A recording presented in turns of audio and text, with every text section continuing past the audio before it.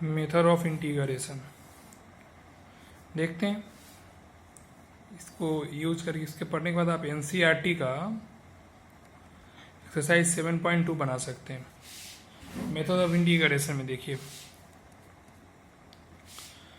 3 तरीके का indefinite integration का मेथड हो सकता है। पहला मेथड इंटीग्रेशन बाय सब्स्टिट्यूशन, किसी भी फंक्शंस के कोई एक पार्ट को, कंपोजिट फंक्शंस होगा बेसिकली मेथड ऑफ सब्स्टिट्यूशन में, उसमें किसी एक पार्ट को आप सब्स्टिट्यूट करके जिसका डेरिवेटिव उस इंटीग्रेशन के जो फंक्शन दिया हुआ है उसमें हमारा उसका डेरिवेटिव मौजूद होना चाहिए।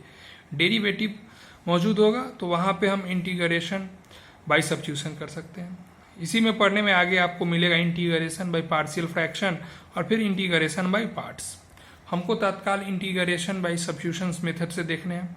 हमने आपको फॉर्मूला पढ़ाया था, उस टाइम में हमने आपको tan x का इंटीग्रेशन नहीं पढ़ाया था, तो tan x का इंटीग्रेशन आपको इंटीग्रेशन बाय सब्स्टिट्यूशन में ही मिलेगा। तो देखिए tan x का log sec x होता है प्लस सी, cot x का log sin x प्लस सी, sec x का log sec x plus tan x, और फिर बात आती है cosec x का तो log cosec x minus cot x plus C. ये 4 है।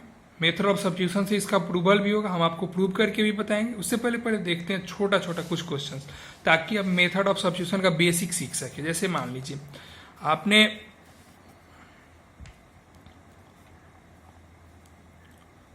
cos x का इंटीग्रेशन पढ़ा, हमने आपको बताया था कि cos x का इंटीग्रेशन क्या होता है, sin x प्लस सी, आंसर हो गया। लेकिन इस बार क्वेश्चन बदल गया, आपका क्वेश्चन हो गया cos 2x dx, आपका क्वेश्चन हो गया cos 2x dx। अब हम इसका तो मैंने आपको नहीं पढ़ाया था, तो बेसिकली अगर हम इस क्वेश्चंस में हम देखेंगे किसी एक फंक्शन का डेरिवेटिव, यहाँ पे cos में 2x का डेरिवेटिव हो सकता है ना, इसको हम सब्स्टिट्यूट कर, इसको अगर हम t कर दे या z कर दे तो फिर मेरा cos जैसा हो जाएगा। तो हमने लेट कर लिया 2x इक्वल टू टी कर लेते हैं, 2 बाहर होगा, x को डिफ्रेंशिएट करेंगे dx upon dx plus dt upon dx। dx differentiation में पढ़े 1 हो जाता है, 2 इक्वल टू क्या होगा dt अपॉन dx। फिर अगर आप ऐसा करते हैं कि dx इक्वल टू क्या मिलेगा dt अपॉन 2, एक रिलेशन हमको यहाँ से मिला। अब इस रिलेशन का यहाँ पे सब्स्टिट्यूशन करेंगे। देखिए आपने cos 2x को क्या माना था t, हमने लिख दिया dx अपॉन dt को क्या का वैल्यू, क्या dx का वैल्यू क्या आया था dt अपॉन 2, तो ये हो जाएगा आपका dt अपॉन 2। अच्छा आप 1/2 को तो बाहर कर ही सकते हैं, तो क्या हो जाएगा cos t dt। cos t का क्या होता है, हमने आपको जस्ट ऊपर पढ़ाया कि cos x का sin x, तो cos t का क्या होगा sin t, तो 1/2 sin t प्लस सी। आपको t का क्या वैल्यू था 2x, फाइनली यहाँ पे पुट कर देंगे 1/2 sin 2x प्लस सी, आंसर आ गया। अब देखिए शॉर्ट तरीके में ऐसा किया जा सकता है कि देखिए जैसे आपका cos 2x dx, तो आप cos का क्या होता है sin 2x है तो 2x प्लस सी। यहाँ देखिए x किससे मल्टीप्लाई है 2 से, तो हम क्या कर देंगे 2 से डिवाइड कर देंगे, जो मेरा रिजल्ट आ जाएगा आंसर, ये और दोनों सेम आ गया। तो हम क्या सीख रहे हैं कि इंटीग्रेशन में कोई भी टर्म अगर x के साथ मल्टीप्लाई रहेगा तो उतना से हम डिवाइड कर देंगे। जैसे एक और एग्जाम्पल यहाँ पे देखिए, हमने एक क्वेश्चन लिया e का पावर 9x dx।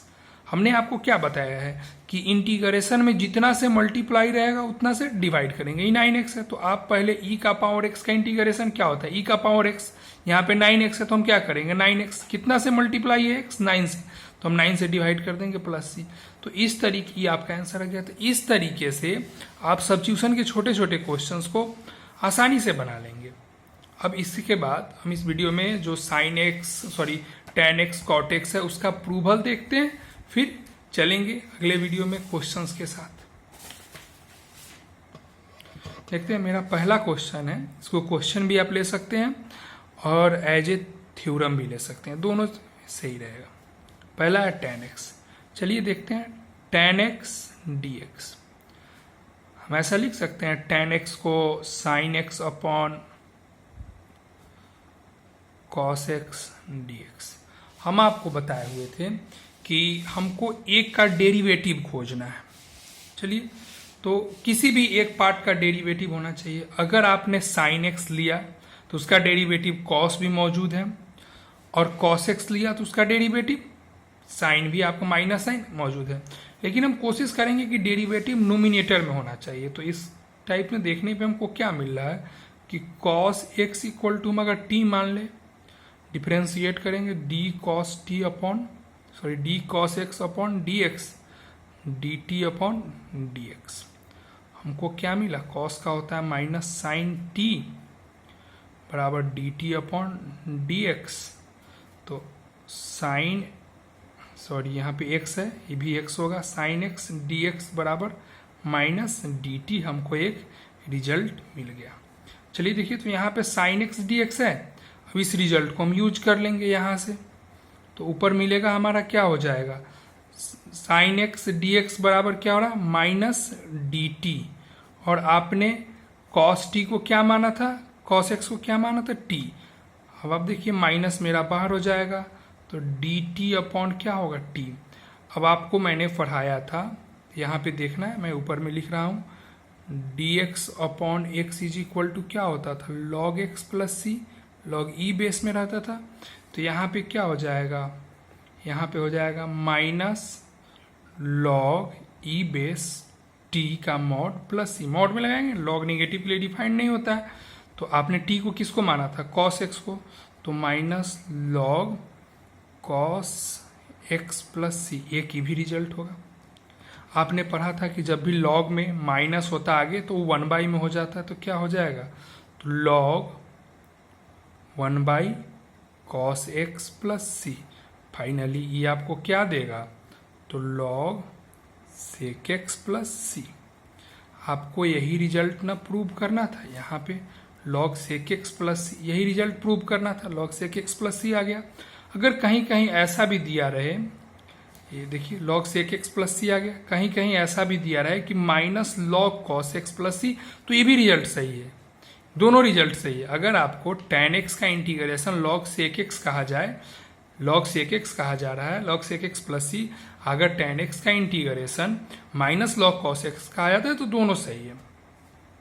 इसी तरीके से आप सब्स्टिट्यूशन का इम्प्लीमेंट करके इस cot x वाले को भी बना सकते हैं, cot x dx। cot x का क्या होगा, ध्यान देना है, इसको हम थोड़ा सा हिंट देते हैं, उसके बाद आप खुद से बनाइएगा। तो cot x का क्या मिलेगा, cot x को आप ऐसे लिख सकते हैं कि cos x upon sine x dx, और फिर आप साइन x अब इक्वल टू t मान के इसको सॉल्व करिएगा। तो जो आपको रिजल्ट आएगा वो cos x log sine x होगा। cot x का इंटीग्रेशन log साइन x, जो मैं बॉक्स में बना रहा हूँ वो फॉर्मूला आपको याद होना बहुत जरूरी है।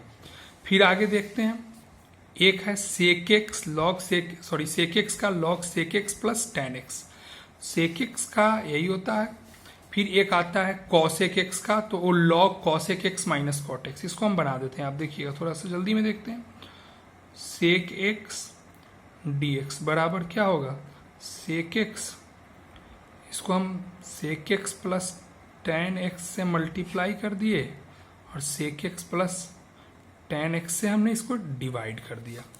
देखिए क्योंकि सब्स्टिट्यूशन का हमको टर्म मिल जाएगा। यहाँ पे देखते हैं, ऊपर में मल्टीप्लाई होगा तो क्या होगा, sec स्क्वायर x, फिर यहाँ पे मिलेगा sec x into tan x upon में क्या हो जाएगा, sec x plus tan x dx। हमने z इज इक्वल टू या t इज इक्वल टू मान लिया sec x plus tan x। अब यहाँ से इसको डिफ्रेंशिएट करेंगे, dt अपॉन dx बराबर sec x का डिफ्रेंशिएशन क्या होता है, इधर भी डिफ्रेंशिएट होगा इधर भी, तो sec x का, तो sec x का sec x into tan x, और प्लस tan x का क्या होता है, तो tan x का होता है sec स्क्वायर x।